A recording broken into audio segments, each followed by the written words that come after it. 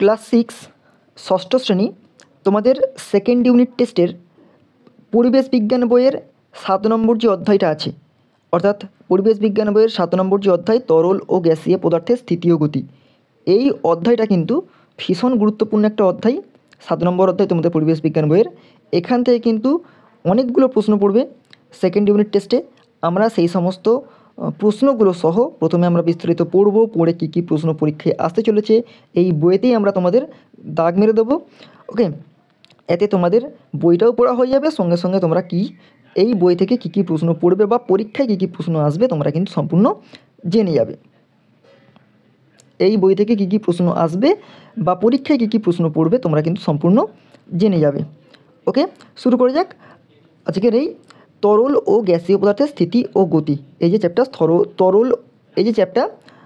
তরল ও গ্যাসীয় পদার্থের স্থিতি ও গতি, আমরা এই চ্যাপ্টারে পড়ব চাপের ধারণা, বার্নৌলির নীতি। আমরা কিন্তু চাপ সম্পর্কে ভালো করে পুরো বিস্তারিত জানব। এবং এখানে তোমাদের বইতে বেশ কয়েকটা পরীক্ষা দিয়েছে, পরীক্ষা সহকারে আমরা চাপ সম্পর্কে জানব। প্রথম পরীক্ষা দিয়েছে ডট পেনের পরীক্ষা। তোমরা যে পেন দিয়ে লেখো খাতাতে, সেই পেনের একটা পরীক্ষা দিয়েছে। ধরো তুমি একটা গ্লাসের মধ্যে দুটো গ্লাসের মধ্যে তুমি সাদা কাগজ নিয়ে তার গ্লাসের উপরটা দিলে, দেখতে পাচ্ছ এখানে এখন লক্ষ্য করে দেখো যে সাদা কাগজ নিয়ে সাদা বা যে কোনো কাগজ নিতে পারো, নিয়ে তুমি গ্লাসের ওপরে মুখে দিয়ে ভালো করে রবার ব্যান্ড দিয়ে এঁটে দিলে যেন টান কাগজটা থাকে। তুমি এবারে একটা পেন নাও, পেনের পিছন দিকটাতে, পিছন মানে যে পেনের পিছনের অংশ, মানে একে পেনের পিছনের অংশ বলবো, পিছনের অংশটা একবার দিয়ে ওই রবারের ব্যান্ডের মধ্যে যে গ্লাসের মধ্যে যে কাগজটা দিয়েছো সেই কাগজের ওপরে তুমি কিছুটা প্রেসার দাও বা চাপ দাও। ওকে, আবার যেদিকটা পেনের নিব আছে সেদিকটা তুমি একবার প্রেসার বা চাপ দাও। দুটো ক্লাসে একবার পরীক্ষা করো। এখন কি লক্ষ্য করবে যে পেনের পিছনের অংশটাতে এবং সামনের অংশতে দুটো তুমি সমান বল প্রয়োগ করেছো। করার পর দেখা যাচ্ছে নিবের যে অংশটা সেদিকটা কিন্তু খুব সহজেই ফুটো হয়ে যাচ্ছে, কিন্তু যেদিকটা পেনের পিছনের অংশ সেদিক থেকে কিন্তু খুব সহজে কিন্তু ফুটো হচ্ছে না, বেশ একটু কষ্ট হচ্ছে ফুটোতে। ওকে, এবার তুমি একটা সাদা কাগজ নাও, সাদা কাগজ নিয়ে পেনের পিছনের অংশটাতে একটা কোনো কালি বা কোনো রং লাগাও, নিয়ে পিছনের অংশটাকে কাগজের মধ্যে এই যে দেখতে পাচ্ছ কাগজের মধ্যে ছাপ নাও। আবার পেনের নিব অংশটাতে তার পাশে একটি ছাপ নাও। লক্ষ্য করে দেখবে পিছনের যে অংশ পেনের নিয়েছো তার কিন্তু ক্ষেত্রফল বেশি। দেখতে পাচ্ছ এটা বড় বেশ আকার ধারণ করেছে, এটা ছোটো। তাহলে যেটার পিছনের অংশ মানে যে পেনের যে পিছনের অংশটা নিয়েছো পিছন দিকটা, সেদিকটা কিন্তু ক্ষেত্রফল বেশি হচ্ছে। ওকে, তাহলে এ থেকে একটা প্রশ্ন আসতে পারে যে পেন ও কাগজের স্পর্শতলের ক্ষেত্রফলের সঙ্গে সহজে ফুটো হওয়ার কোনো কি সম্পর্ক আছে? এটা প্রশ্ন করেছে, অবশ্যই সম্পর্ক আছে। ওকে, এবার আমরা আর একটা হাতে কলম পরীক্ষা নিয়েছি। দেখো এই হাতে কলম পরীক্ষাটা কী নিয়েছে, দেখো ভালো করে লক্ষ্য করে এখানটা দেখো 100 পৃষ্ঠাতে দেখবে যে তুমি ধরো দুটো পেরেক নিলে, একটা খুব ছুঁচালো পেরেক, একটা খুব ভোঁতা পেরেক। ওকে, তো এবার ছুঁচালো পেরেক এবং ভোঁতা পেরেকটা একটা কাঠের মধ্যে রাখলে এবং একই জোরে হাতুড়ি দিয়ে মারলে, দেখবে লক্ষ্য করে ছুঁচালো পেরেকটা বেশ দূর পর্যন্ত প্রবেশ করেছে কাঠের, ঠিক আছে। আবার যেটা ভোঁতা পেরেক সেটা একই জোরে ঘা মারার পরেও সেটা কিন্তু খুব একটা বেশি কাঠের মধ্যে প্রবেশ করেনি, বা করলেও খুব সামান্য প্রবেশ করেছে। ওকে, তাহলে এক্ষেত্রে কোন পেরেকের মুখের স্পর্শতলের ক্ষেত্রফল বেশি আমরা বুঝতে পারবো। ওকে, এবং দুটো পরীক্ষাতেই বোঝা যাচ্ছে যে বল ঠিক ততটুকু জায়গায় প্রযুক্ত হচ্ছে, তার ক্ষেত্রফল বিভিন্ন হলে একই বল প্রয়োগ করা সত্ত্বেও বলের ফলাফল কিন্তু ভিন্ন হবে। ওকে, এবার চলে আসি আমরা 101 পৃষ্ঠায় কী দিয়েছি। আবার একটা পরীক্ষা করছে, দেখেছে দেখো দুটো ইঁট তুমি একই জায়গায় দাঁড়িয়ে একই রকমভাবে বালির মধ্যে ফেলো, একটা লম্বাভাবে ফেলবে, একটা আড়েভাবে ফেলবে। লক্ষ্য করে দেখবে লম্বাভাবে যেটা ফেলবে সেটা কিন্তু বেশি বালির গভীরে প্রবেশ করবে, যেটা আড়েভাবে ফেলবে সেটা কিন্তু বেশি গভীরে প্রবেশ করবে না। কারণ কেন, আড়েভাবে যেটা ফেলবে তার ক্ষেত্রফলটা বেশি হবে, আর লম্বভাবে যেটা ফেলবে তার ক্ষেত্রফলটা কম হবে। তাহলে চাপ থেকে আমরা একটা জিনিস পাচ্ছি কি, যে বল এবং ক্ষেত্রফল, অর্থাৎ আমরা একই বল প্রয়োগ করতে পারছি, আমরা বলটা প্রয়োজন হচ্ছে, এবং যে বস্তুটা আমরা ফেলছি বালির মধ্যে বা যে বস্তুটা আমরা কাজ করছি বা পরীক্ষা করছি সেই বস্তুটার ক্ষেত্রফল প্রয়োজন হচ্ছে। তাহলে আমরা যে চাপ পড়ছি সেই চাপের একটা ইম্পর্টেন্ট জিনিস কি পেয়ে গেলাম, যে চাপে কিন্তু বল এবং ক্ষেত্রফল দুটোই প্রয়োজন হবে। ওকে, এবার বলের একক হচ্ছে নিউটন, বলের একক নিউটন, আর ক্ষেত্রফলের একক হচ্ছে বর্গমিটার। ওকে, তাহলে যখনই বল এবং ক্ষেত্রফলের এই ধরনের অঙ্ক করব তখন কিন্তু নিউটন পার বর্গমিটার এই এককটা কিন্তু ব্যবহার হবেই। ওকে, যেহেতু বলের একক হচ্ছে নিউটন তাই নিউটন লিখতে হবে, আর ক্ষেত্রফলের একক বর্গমিটার তাই বর্গমিটার লিখতে হবে। তাহলে কী হবে, বল এবং ক্ষেত্রফলের যখন কোনো কিছু আমরা অঙ্ক করব বা এখানে যদি কোনো কিছু তোমাদের প্রশ্নে পড়ে তখন কী লিখবে, তোমরা কিন্তু নিউটন পার বর্গমিটার লিখবেই। ওকে, এবার তাহলে আমাদের যেটা পড়ছিলাম ইম্পর্টেন্ট সেটা চাপ।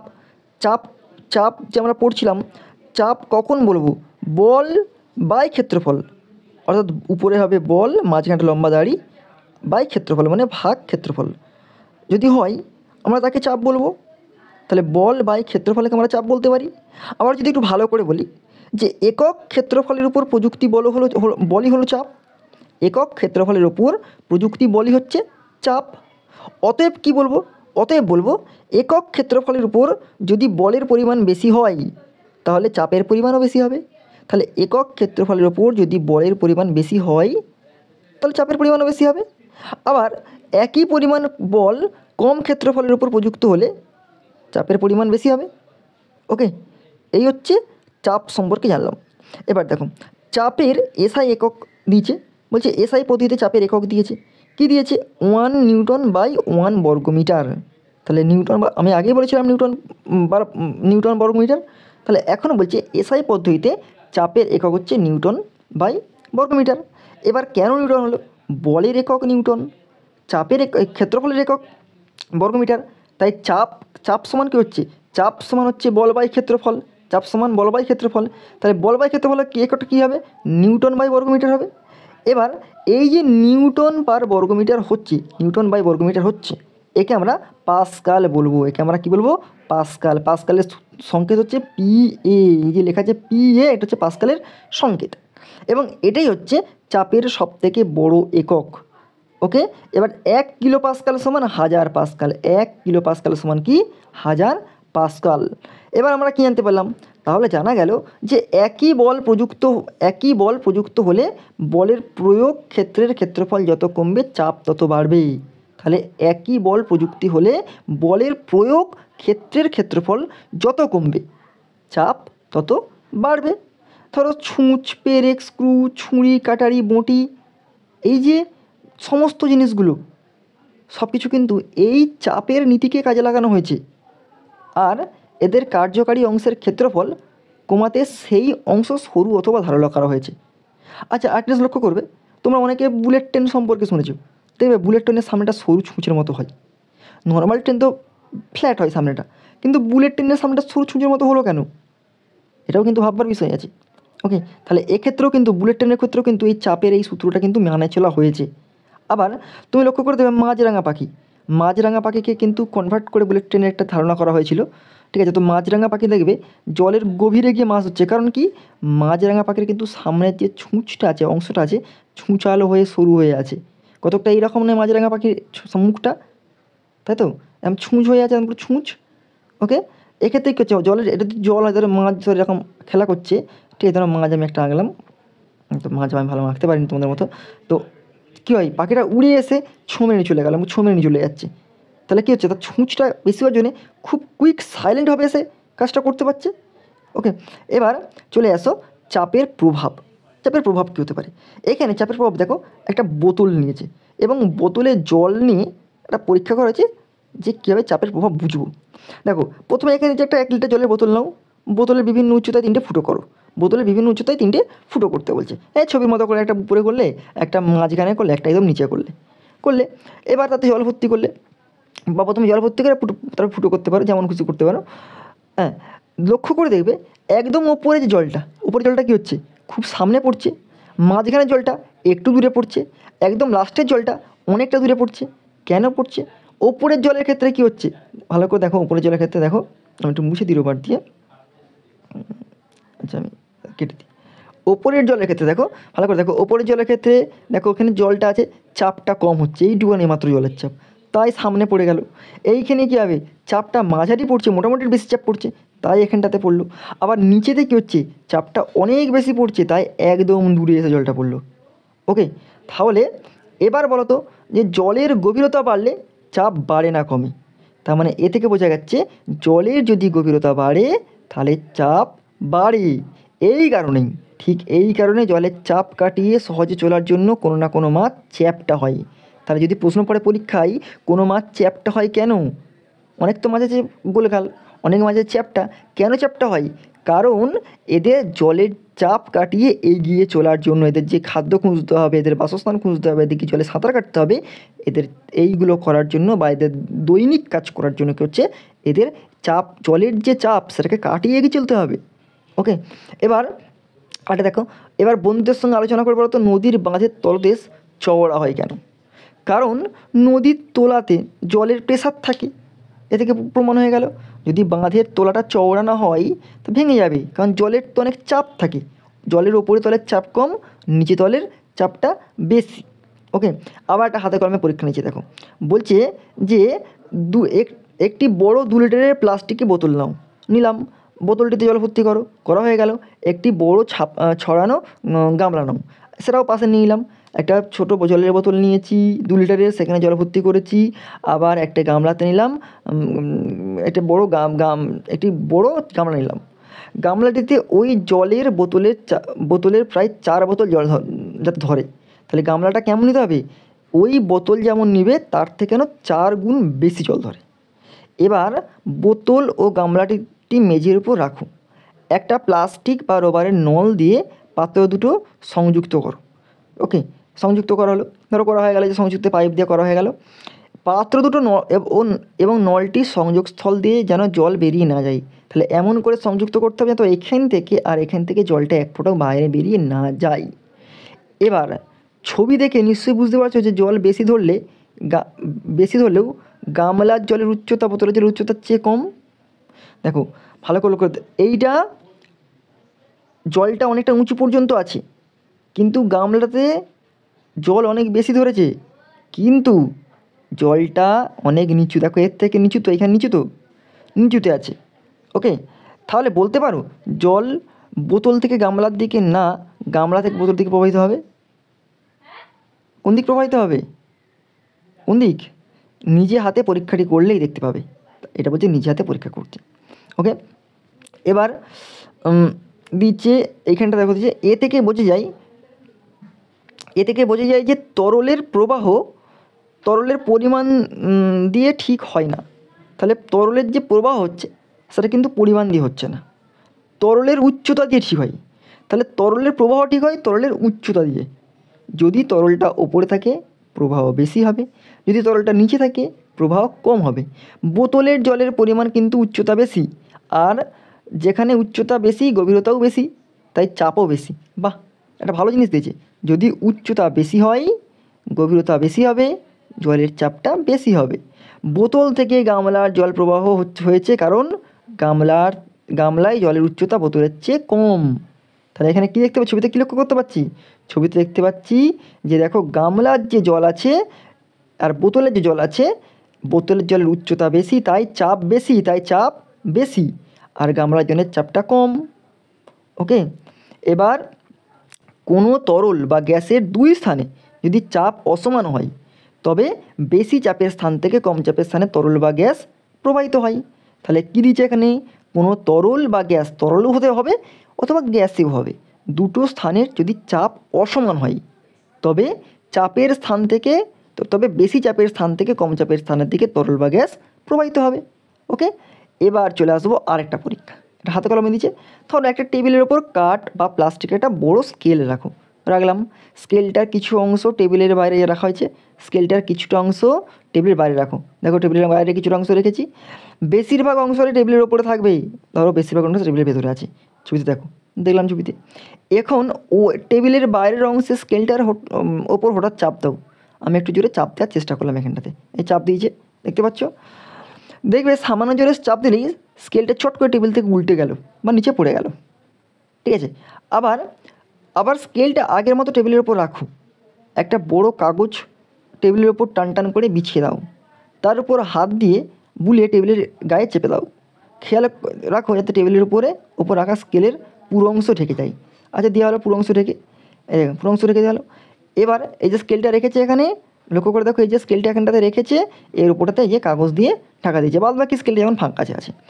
এবার স্কেলটার যে অংশে টেবিলের বাইরে আছে হঠাৎ তার উপর চাপ দাও, আর বাকি স্কেলটা চট করে উঠে আসতে পারলো? আগের মতো চাপ দিলে পড়ে গেল, কিন্তু এখানে একটা কাগজ দিয়ে মানে ওপর ঢাকা আছে, তুমি চাপ দেবে আর কিন্তু দুম করে পড়ে যাবে না, একটু বেশি চাপ দিতে হবে, পড়ে হতে যাবে, একটু বেশি চাপ দিতে হবে। ঠিক আছে, তাহলে কি স্কেলটাকে কেউ উপর থেকে চাপ দিয়ে আটকে রেখেছিল? হ্যাঁ, কাগজ আটকে রেখেছিল। স্কেলটার ওপর হালকা কাগজটাকে কি স্কেলটাকে চাপ দিয়েছিল? যদি তাই হয়, কাগজটাকে কে চেপে ধরেছিল? বায়ু ছাড়া তো কাগজের উপর কিছু ছিল না, তাহলে কি বায়ুর চাপের সৃষ্টির কারণ? তার মানে এখান থেকে বোঝানো যাচ্ছে যে বায়ুরও কিন্তু চাপ আছে। এবার দেখো, বড় ক্ষেত্রফলের ওপর চাপের প্রভাব বেশি পরিমাণ বল ক্রিয়া করে, তাহলে যদি বড় ক্ষেত্রফল হয় তার চাপের প্রভাব বেশি হবে এবং বেশি পরিমাণ বল ক্রিয়া করবে। তাহলে কি হবে? চাপ গুণিত ক্ষেত্রফল সমান বল। কি পেলাম? বল সমান কি পাচ্ছি? বল সমান পাচ্ছি কিন্তু এখানে বল সমান চাপ গুণিত ক্ষেত্রফল এখানটাতে। এবার স্কেলের ওপর চাপা দেওয়া কাগজের ক্ষেত্রফল যেহেতু স্কেলের চাইতে বেশি, তাই কাগজের ওপর বায়ুর দেওয়া বল যথেষ্ট বেশি। তাহলে এই যে টেবিলের ওপর লক্ষ্য করে দেখো, এই যে টেবিলের ওপর কাগজটা চাপা দিয়ে আছে, এর উপরে কি হচ্ছে? বায়ু চাপ দিচ্ছে, প্রেসার দিচ্ছে। ওকে, এর উপর কিন্তু বায়ু প্রেসার দিচ্ছে এবং বেশ যথেষ্ট প্রেসার দিচ্ছে বা চাপ দিচ্ছে। এবার চলে আসো 2 নম্বরটা। 2 নম্বর কি? দেখো, বিছানার ওপর চাদরটা টান করে পাতা হলো। তুমি চাদরটাকে টান দিয়ে ফেলার চেষ্টা করো, দেখি কি দেখতে পেলে? পুরো চাদরটাই কি সঙ্গে সঙ্গে বিছানা থেকে উঠে এলো? চাদরের কিছুটা অংশ বিছানার সঙ্গে লেগে থাকতে চাইছে কেন? তাহলে কি চাদরটার ওপর চাপ পড়েছে? চাদরের ওপর তো বায়ু ছাড়া কিছু নেই, তাহলে চাদরের ওপরও কী হয়েছে? বায়ু চাপ দিয়েছে। ওকে, এবার দেখো এখানটাতে, ট্রেন বা বাসে ফেরিওয়ালার কাছে থেকে রকমারি জিনিস কিনে দোকানের প্লাস্টিকের তৈরি একটা হুক পাওয়া যায়, পেছনের দিকে রবারের মতো তৈরি। ওকে, যেটা দেয়াল বা মসৃণ তলে দিলে সহজে আটকে যায়। এখন আঠা বা পেরেক ছাড়াই, এইগুলো তোমরা লক্ষ্য করে দেখেছি, এরকম পাওয়া যায়। ওকে, তারপর সেখানে জামা বা হালকা কিছু ঝোলানো যায়। ছবিতে এরকম হুক দেখানো হয়েছে, দেখতে পাচ্ছ? ওকে, এবার দেখো কী দিয়েছে এখান থেকে এইরকম দুটো হুক নিয়ে একটা পরীক্ষা করা যাক। পরীক্ষা হচ্ছে, ছবির মতো করে দুটো হুকের পিছন দিয়ে একসঙ্গে স্পর্শ করে চাপ দিলে দেখো, এবার দুই দিক থেকে আংটা দুটোকে জোরে টেনে খোলার চেষ্টা করো। আংটা দুটো খুলছে না কেন? দেখো, টেনের চেষ্টা করবে, খুলবে না আংটা দুটোকে। ওকে, এক্ষেত্রে বায়ুর চাপের জন্যই ঘটনাটা ঘটেছে। হুক দুটোর পেছনের দিকে একসঙ্গে স্পর্শ করে চেপে দেওয়ার সময় রবারের অংশ দুটো গায়ে লেগে যায় এবং তাদের ভেতরের বায়ু বেরিয়ে যায়। ওকে, দেখতে পেলে? এবার এখান থেকে যেটা ইম্পর্টেন্ট আছে, বার্নৌলির নীতির ধারণা, এটাও কিন্তু ইম্পর্টেন্ট, পরীক্ষায় পড়বে। একটা খাতার পৃষ্ঠা নাও, পৃষ্ঠাটির দুপাশ সমান পাম্পে ভাঁজ করো। তৈরি হলো একটা ব্রিজ তৈরি হয়েছে, দেখো এই যে। ওকে, এরকম করে ব্রিজ তৈরি হবে। এবার ওই ব্রিজটার তলা দিয়ে জোরে ফু দাও, দিয়ে ব্রিজটাকে টেবিল থেকে ফেলে দাও দেখি। কিন্তু ব্রিজের দেয়ালে সরাসরি ফু দেওয়া চলবে না, এইখান থেকে ফু দিলে এইখান থেকে ফুঁটা বেরিয়ে যাচ্ছে। যদি আমরা এই পাশ দিয়ে ফু দিতাম, সেক্ষেত্রে কিন্তু ও পাশ থেকে বেরিয়ে দেওয়া যেন কোনো রকম ফুঁটা না লাগে। ওকে, এবার আসলে কোনো গ্যাস বা তরল গতিশীল হলে যে স্থানে ওই তরল বা গ্যাসের বেগ বেশি সেই স্থানে ওই গ্যাস বা তরলের চাপ কম হবে। ওকে, বিজ্ঞানী বার্নৌলির তার নীতিতে এই কথাই বলেছেন। তাই ফুঁ দেবার সময় ব্রিজের তলার অংশে চাপ কমে গেছে এবং ব্রিজের ওপর দিয়ে বায়ু চাপ তখন তলার চাপের চেয়ে বেশি। ফলে ব্রিজের ছাদের নিচের দিকে চাপ চেপে বসছে এবং ব্রিজটা পড়ে যায়নি। ওকে, এবার ফুঁ দিয়ে কি দেখতে পেলে? আবার তোমরা ফুঁ দিয়ে এগুলো চেষ্টা করবে দেখে এখানটা দেখো, এই কারণে তুমি যখন কাগজের উপর দিয়ে জোরে ফুঁ দিচ্ছিলে তখন ওই স্থানে গতিশীল বস্তুর চাপ কমে গিয়েছিল। কাগজের নিচের বায়ুর চাপ তখন উপরের বায়ুর চাপের থেকে বেশি। ফলে নিচের বায়ু কাগজের নিচে দিয়ে থেকে উপরের দিকে বল প্রয়োগ করেছে এবং কাগজটির উপর দিয়ে বায়ুর বলের চেয়ে বেশি, তাই কাগজটি নিচে নামতে পারেনি। এরকম কিছু পরীক্ষা এখানে দিয়েছে, আর সেরকম কিছু এর মধ্যে নেই। তাহলে এই চ্যাপ্টারে কী পড়বে? এইখান থেকে পড়বে বার্নৌলির নীতিরা, কিন্তু অবশ্যই তোমরা মুখস্থ করবে। আমরা একটা ভিডিও দেব, সেই ভিডিওতে এর প্রশ্নের উত্তরগুলো সঠিক করে দিয়ে দেবো। এখান থেকে মোটামুটি বার্নৌলির নীতিটা মুখস্থ করবে। আর এখান থেকে মুখস্থ করতে হবে যে যে চাপ ও ক্ষেত্রফল কি, মানে বল সমান চাপ ও ক্ষেত্রফল, এটা কিন্তু মুখস্থ করতে হবে। আর এখান থেকে কী করতে হবে, এখান থেকে যেটা করতে হবে যে গামলার জল এবং বোতলের জল একই রাখার পরেও বোতলের জলের চাপ বেশি হলো কেন, এটা এই প্রশ্ন পড়তে পারে। আর এখান থেকে চাপের প্রভাব কি কি, চাপের দুটি প্রভাব লেখো, এরকম কিন্তু প্রশ্ন পড়ে, চাপের দুটি প্রভাব লেখো, এরকম প্রশ্ন পড়ে। আর প্রশ্ন পড়ে 1 কিলো পাস্কাল সমান ড্যাশ পাস্কাল, এটা শর্ট প্রশ্ন আসতে পারে, ঠিক আছে। আবার এসআই পদ্ধতি চাপের একক কী, এটা পড়তে পারে। চাপ কাকে বলে, এটা পড়তে পারে।